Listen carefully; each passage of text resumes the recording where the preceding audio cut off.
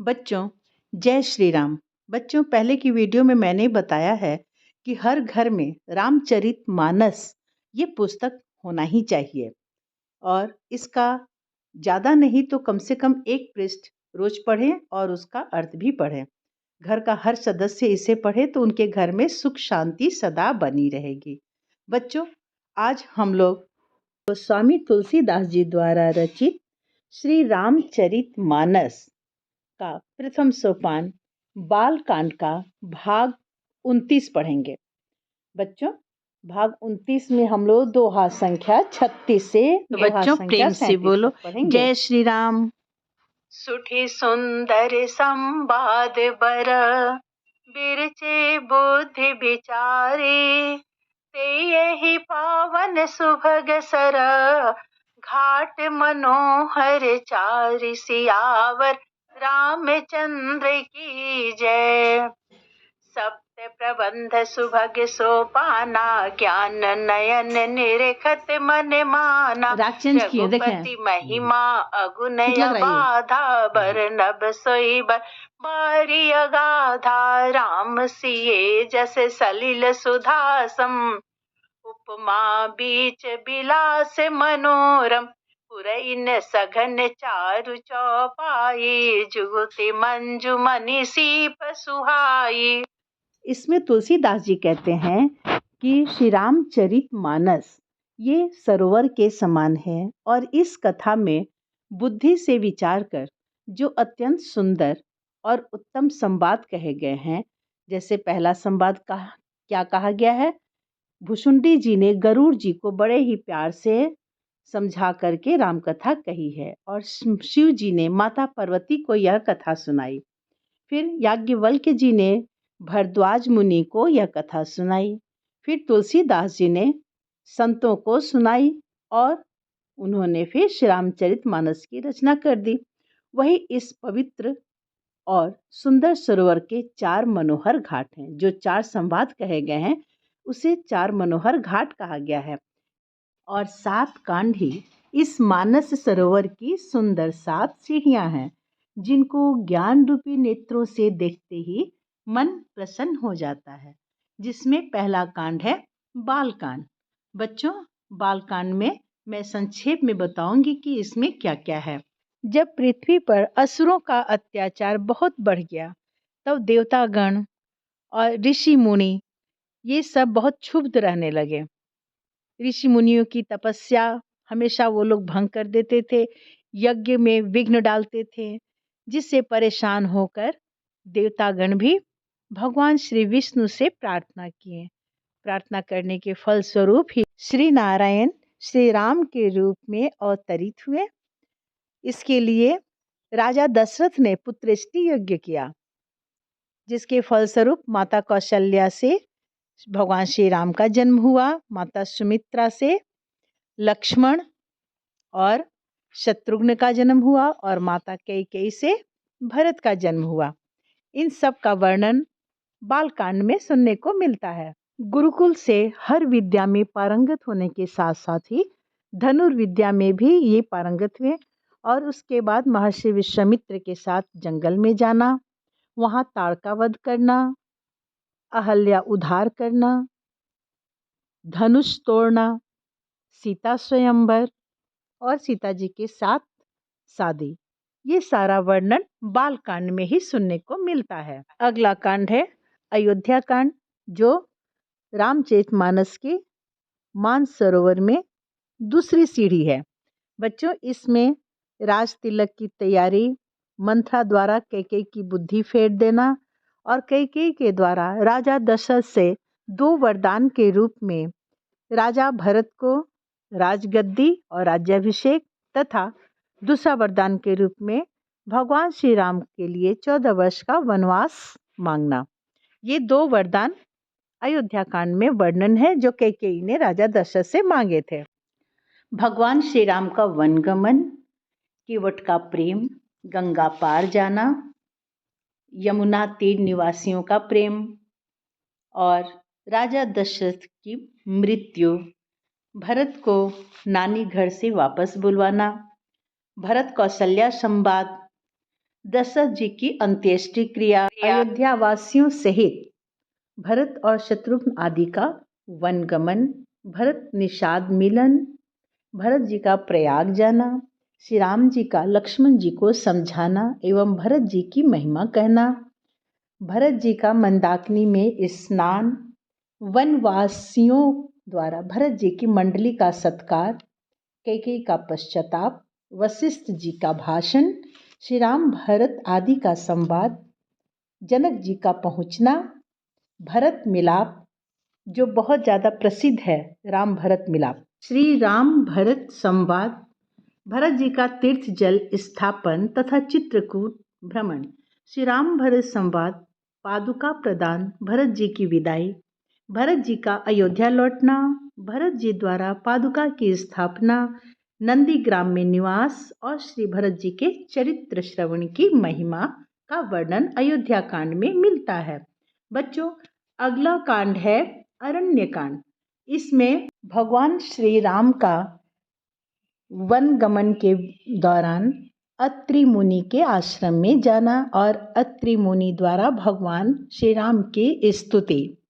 श्री सीता जी को अनसुईया जी का पतिव्रत धर्म कहना, श्री राम जी को आगे प्रस्थान करना, विराध वध और शरभंग प्रसंग, राक्षस वध की प्रतिज्ञा करना, पंचवटी निवास और श्री राम लक्ष्मण संवाद, शूर्पनखा, खरदूषण और मारीच प्रसंग, स्वर्ण मृग में मारीच का मारा जाना, श्री सीताहरण और सीता विलाप, जटायु रावण युद्ध, श्री राम जी का विलाप, जटायु प्रसंग, कबंध उद्धार, शबरी पर कृपा, नवधा भक्ति उपदेश और पंपासर की ओर प्रस्थान, नारद राम संवाद और संतों के लक्षण और सत्संग भजन के लिए प्रेरणा। इन सब का वर्णन अरण्य कांड में मिलता है। बच्चों, हमारी अगली सीढ़ी यानी अगला कांड है किष्किंधा कांड। इसमें राम जी से हनुमान जी का मिलन होता है, सुग्रीव का दुख, बाली वध, सुग्रीव वैराग्य, तारा का विलाप, तारा को राम जी द्वारा उपदेश, वर्षा ऋतु का वर्णन, शरद ऋतु का वर्णन, श्री राम की सुग्रीव पर नाराजगी, लक्ष्मण जी का कोप, सुग्रीव राम संवाद, गुफा में तपस्विनी के दर्शन, वानरों का समुद्र तट पर आना, समुद्र लांघने का परामर्श, जामवंत का हनुमान जी को बल याद दिलाकर उत्साहित करना, इन सब बातों का वर्णन हमें किष्किंधा कांड में सुनने को मिलता है। बच्चों, हमारी अगली सीढ़ी यानी अगला कांड है सुंदर कांड। ये 5वीं सीढ़ी है यानी 5वां कांड है। बच्चों, इसमें हनुमान जी का लंका को प्रस्थान, सुरसा से भेंट और छाया पकड़ने वाली राक्षसी का वध, लंका वर्णन, लंकिनी पर प्रहार, हनुमान विभीषण संवाद और हनुमान जी का अशोक वाटिका में सीता को देखकर दुखी होना, रावण का सीता जी को भय दिखलाना, श्री सीता त्रिजटा संवाद, श्री सीता हनुमान संवाद, हनुमान जी द्वारा अशोक वाटिका विध्वंस,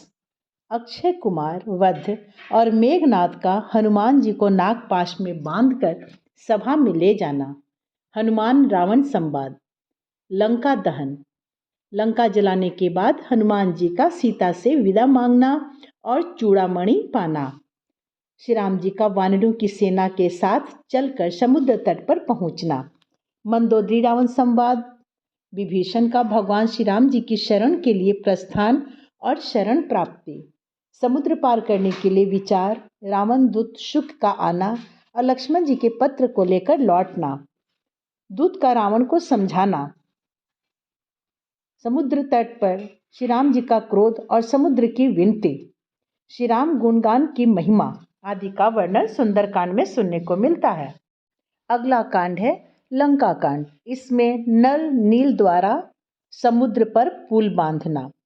बच्चों, नल नील को ऐसा आशीर्वाद मिला था कि वो पत्थर को भी अगर पानी पर फेंक दें तो तैर जाएगा, और उसी के द्वारा पत्थर को फेंक फेंक करके समुद्र पर पुल बना दिया गया। देखो बच्चों, ये पुल का निर्माण करते हुए लोग दिख रहे हैं। श्री राम जी का सेना सहित पार उतरना, सुबेल पर्वत पर निवास, रावण की व्याकुलता,